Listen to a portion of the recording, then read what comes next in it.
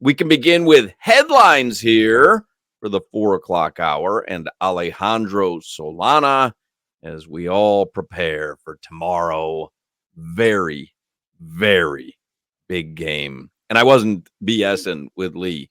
I know how Monday's show could go. Yeah. And Tuesday's show. Monday will be an abbreviated show. Tuesday we'll have a full 4 hours. Everybody will be off the holiday weekend. I know how the show can go because I've done that show. Mm-hmm. And I don't want to do that show. I mean, a Gator beatdown. I want all the preseason hype to be justified. I want it to go exactly as planned because it hasn't seemed to do that for a while.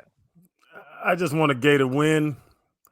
Late field goal, 48-yarder, win by one. I just want a Gator win. But we talked about it with Lee. I brought it up when you said it. Well, Lee said it's so much riding on both sides. And that's what made me think about it. Florida is not supposed to be good. I think the overall was 4. We have the hardest schedule. Like, if the Gainesville show with the loss is going to be, man, I knew we made a mistake with Billy. The Canes loss with Mario and Cam Ward. Oh, my goodness. Could you imagine? Like, it'll be bad. And by the way, Billy Napier's not going to get fired off one loss to the Miami Hurricanes. His job is in danger this season unless it's a 75-6, just drubbing the way Clemson, remember, drubbed during was it Al Golden's final game? It was. Yeah. I don't think Billy Napier would lose his job over a loss to Miami tomorrow. Yeah, but I just think we play so many good teams. It can't go bored. Like they're saying, the Gators are going to win four, maybe 5 games. He wins 4 or 5 games, he's fired. Like, you need to. Right. No doubt. I don't think he's going to be your coach next season unless there's a spectacular performance by them throughout the season. I just don't think he would be fired after week 1. And y'all said something too. They were like, who you going to get? We're going to go get somebody. Honestly, it's crazy to say it because Mario's not. He hadn't killed it, but a guy like Mario Cristobal. Not Louisiana Tech's head coach that had them rolling. No, you're Florida. If Napier gets fired, go steal a good coach from another big team. Dion. He wouldn't go to Florida. He hates Florida State. Doesn't like them anymore. There was a falling out. That would be a good way to stick it to him. All of a sudden, he's in the SEC. I mean, come on. And his D-line coach is Warren Sapp. That's right. You know what? If Prime goes to Florida, I might come out of my coaching hiatus. I'll go up there and fool with Prime. I couldn't disagree with you guys more about who this game matters more for, because we could sit here and make all the arguments we want about how important this game is for Mario Cristobal, and you're right. But if the Canes lose this game, right, close game, UF comes out on top. The objective this year for the Canes isn't go undefeated. It's get to the ACC championship game. Like, that's the most important part. So the Canes could lose this game. Everybody could be down on Mario. But as long as they take care of business within the conference and get to the ACC championship game, you're going to be thrilled with Mario Cristobal. Oh, my God, this year. You're doing the show that I don't want to do on Monday. No, I mean, this is the show, though. But that's the show. That's the show Monday. We can still salvage the season. Early in the season, there's an expanded playoff format. I don't want to do the show Monday. I certainly don't want to do it before the game. No, I don't want to do that show either. And you're doing it. To be honest, it sounds like Crowder's a little shook, if we're being 100% honest. No. But Crowder, listen to what you just said. The Gators are going to try to win 4 or 5 games this year. Well, guess what? It's not coming against Bama or Tennessee. It's coming against teams like Miami. So Billy Napier needs this game more than Mario Cristobal needs this game. Disagree. No, I totally disagree. Solana, you're ranked, 19? Yeah. You're ranked 19. You went out and spent a bunch of money doing the NILs. You're trying to change the program around. Your anticipation. You brought in the most coveted quarterback in the portal. You have the best quarterback to now come play in a offense that Mario Cristobal ran. Oregon was running up 60, 70-point games on people. This is all we needed to come over the top. Nobody's walking in. And listen, I'm a Gator. I'm not shook, but I understand. I'm rationalizing this. There is nobody right now saying, boy, that Graham Mertz can spin it. Boy, that Graham Mertz is going to win the Heisman. No, you have a Heisman candidate quarterback. You have a head coach that you gave a 10-year contract to that was at another big school being successful. And I'll disagree with you. UM fans right now, let me know, Hawk. We just got to win the ACC. You want to go to the college football playoffs. You want to compete with the top dogs. Florida right now is not going to say, oh, yeah, man, we're going to the college football playoffs. We'll see what happens there. No, we're trying to beat Tennessee. That's how I'll justify it after they lose on Saturday is, well, we're just trying to win the ACC, and it's very possible already because FSU lost. And, I know what to do if and when the Canes lose. I just don't – I don't want to do that. And I do think that it's more important for the Hurricanes because I think for a statement, like Crowder says, yes, couple of hiccups since we hired Mario, but we can compete with top programs on the road. It's the same thing you say with, Mike McDaniel and Tua. Hey, nice when you put up 70 on Denver, but let me see you do it. I can't believe it till I see you do it. They absolutely can win the ACC. They don't have a very tough schedule, but that's not where I want to be. I want to be the team that beats UF and then, runs a few off and is in the top 10 firmly for an FSU game. And I don't want to be that team that you're describing. And I get that, by the way. I understand why, because of everything you just mentioned, this game matters so much for Miami. But in the grand scheme of things, the reality is that in this new college football format, the idea that the Canes, no matter how great they got, are going to run the table this year isn't very likely. And if you told me, if we took out the context of us being Miami Hurricanes fans, if you told me, hey, this new Canes team, first time they're going to go out there and play with all these new acquisitions, are going to go to an SEC school on the road, a rival, lose that game, but then rebound through the ACC and beat the teams they have to beat and still get into the college football playoff, that's a lot better than what awaits UF if they lose this game, which is, okay, you beat Samford because you got your cupcake week 2. Guess what? 8 out of your 12 scheduled opponents are in the top 25. You play Georgia on the road, Texas on the road, LSU, Ole Miss, and FSU. 5 straight games to end the season. Bro, you guys aren't going to win 3-4 games this year if you lose to Miami. Oh, no, Solana. And you're making my point. First off, if anybody on these 4 people, you're the scaredest because you're already saying, oh, we just got to win the ACC. This doesn't mean anything. He's looking at Monday's script. You're supposed to be on Friday's script. Jimmy's asleep, and Hawk is being rational about this thing. You're 19th ranked. Wakey, okay. Jimmy. Vic Bermudez is calling in. He must be enraged with me. Should I answer? Yeah, is he really calling? Yeah. He's calling on the guest line. UF wins. He called into the hotline. UF wins. They go to others receiving votes. UM loses. They're falling to 30 somewhere because the anticipation of what you could do was nothing like what you should have done and what you did do. Nobody's going to look at UM win and say, oh, now UF's in the top 10. If Miami loses UF, they fall farther down the list than if UF beats they'll jump 4 or 5 spots in the rankings. Is Victor on the phone? Did he really call in because he was outraged? No. He called in. He needs me to do a little line testing. I thought he was outraged at me, which would have been funny. Because he's been texting me. He's been texting me throughout the show. Like he's listening. Crowder's driving him nuts. It's ridiculous. He says that the Gators hired a special teams coach. You're making fun of our time clock coach. Yeah. Says Napier never hired a special teams coordinator, and mistakes cost Florida in multiple games against Utah in the season opener. The Gators got a penalty after 2 players wearing the same number went out onto the field during a punt, resulting in a penalty. Remember Utes got a first down and eventually scored on the drive.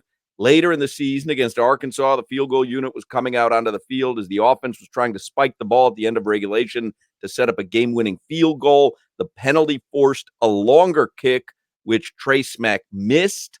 Florida ranked in the bottom 4 in the SEC in field goal percentage. So, listen, you make fun of our clock manager all you want. Worry about your own special teams there. All right, Daddy? From me and Vic. That's from me and Vic. Y'all need somebody to watch the clock. That's from I'm going to tell you one thing. After 18, it's going to go 17, 16, 15. I'll tell you something. Seminar. If you see two guys wearing the same number run out onto the field, how about you get one of those guys off the field? Okay. All right. How about that? I thought about this, and last year's first game was Utah, and we looked terrible. Mm-hmm. This is the first game of the season. The Billy Napier's track record is not coming out with smoking guns either. So that's a plus for UM. But just don't, UM is supposed to be a big dog. Solana, you're terrified. Out of everybody here, you're talking about I'm terrified. You're terrified. I'm not terrified. I think UM's going to go in and win that game tomorrow. But I understand the narrative. Win the ACC and see what happens. Yeah, well, that's what matters. I understand the narratives and the agenda and the feeling of week one against UF. First time in 15 years you've played in Gainesville. You want to go and you want to send a message that you're back. I get that. But in the grand scheme of things, Florida's lucky to win 4 or 5 games this season. UM has bigger things to worry about than one game against a bad Florida team. They need to worry about whooping the ass of somebody who wins 4 games and not having to go there every single week. And I'm going specifically, Solana, based off the past 2 seasons under Mario, which have been less than stellar. This is a game that you have to win. If you don't win this game, it's more of the same.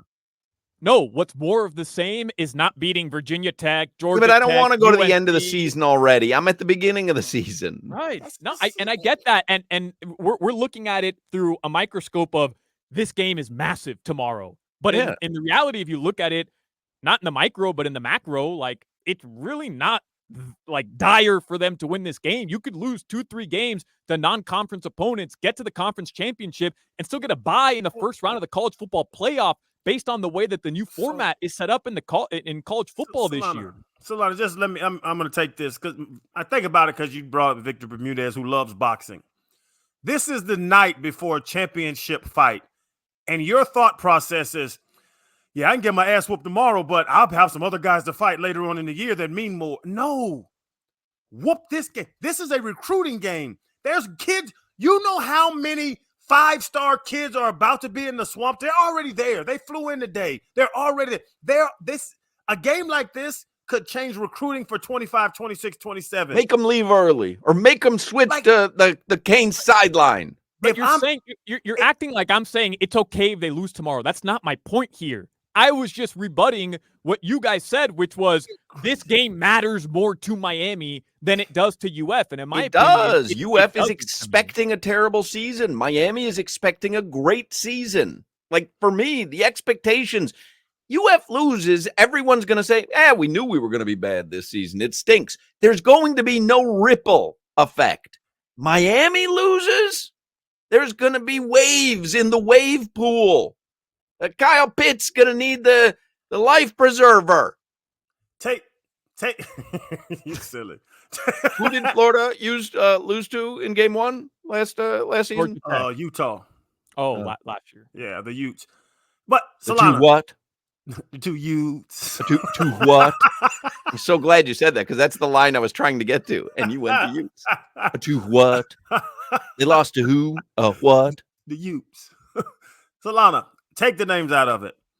Hey, man, there's a 19th ranked team that has some of the most national champions in college football history. They just signed a Heisman Trophy candidate. They just brought in a coach that gave him a 10-year deal.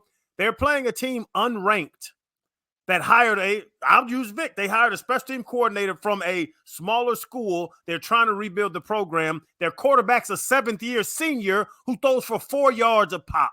Who should whoop somebody's ass in that game? Hey, Crowder, you have an ACC team with a new roster, a new quarterback, and a new Heisman candidate going into. But you can't do that. You can't be Cam. No, you can't be little Cam Ward for the past month and say that, what did he do? He played Washington State. He played nobody. And then now throw it back at me and say he's a Heisman candidate. Oh, he better produce tomorrow like a Heisman candidate. He better produce. Pick a side, brother. Have I said? No, but that's Crowder's point. Crowder talking as a fan at one point. But if you're saying which game is more important, Cam Ward's got all the pub going into this. It's why the game is so important. So if you know Florida's bad, why the hell is Billy Napier still there? Like, if this is a season, Well, for that's why I'm Florida, saying he's not going to get fired after one game, because they already know that he's not going to be there for the long haul. Like, he's going to get fired at some point. It ain't going to be after this game. And this could be a swing game for him. But am I saying, it's funny because I lied. I was like, yeah, I got my bets in. My money and my fandom run differently. I bet on the Nebraska game already. I bet on the FAU game. The other stuff that Lee Sterling talked about, I put those bets in. This UM-UF, I can't even take my finger to push UM minus 2.5. But I think before Saturday at 3:30, I might. It's just, it means so much more for the Canes. They're favored. They should win this game. To what? Utes. I love bagpipes.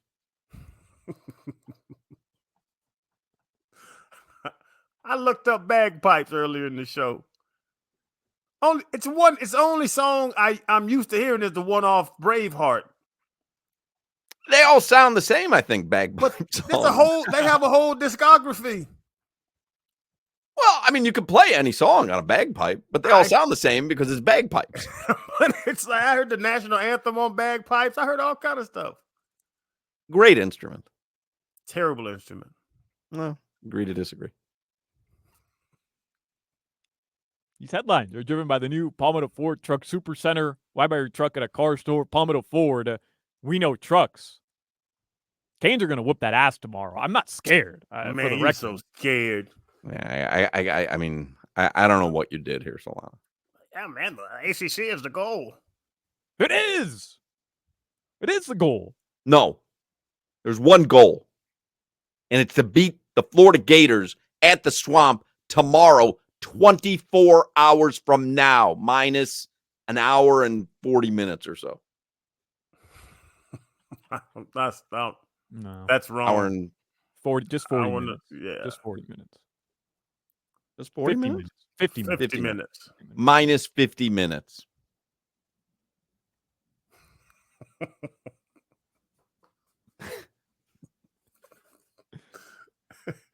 It is the 57th meeting between these two teams. You know who leads the all-time series, Crowder? UM. They were better earlier. Yeah. 29-27. Mm-hmm. That's right. It was so close to being 28-28. Man, they had Brock Berlin. Oh, it could have been 28-28, CC. This damn Kevin Beard. I hate Kevin Beard. Jimmy and I watched those highlights yesterday. Canes down 33-10, come back and win the game. I mean, the game was as good as over. Crowder probably had his shoes off at halftime. You know what happened? It was who we talked to that said they left the game. They were in the car headed home. I don't remember. It was some. I talked to. They were like, "Yeah, I got in the car." It was like, "Yeah, we're down by 3 touchdowns." It was like, I wanted to get. There's no chance. Like, I left with my dad. This is a grown man too. Told me, he's like, I left with my dad. I had to get the no blocky person to move about 4 cars, so I knew it was going to be a long night. And so I left. I got home to see Frank score the last touchdown to win the game, and I was like, and he's laughing and touching me. I'm like, don't touch me. You know, I was on the field.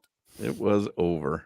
This isn't nostalgia for me. This is a headache. Like this is this is a terrible memory in my mind. Crowder's like, don't touch me there. I still have a bruise from where Frank Gore ran me over. Hey, man. I tell you, when I joke about Tony Gonzalez, Antonio Gates, guys like, bro, if my biggest loss was Frank Gore running in the end zone, I'm okay with that one. If it's Frank damn Gore. Again, 3:30 kickoff. You can listen to the game right here. 560 WQAM.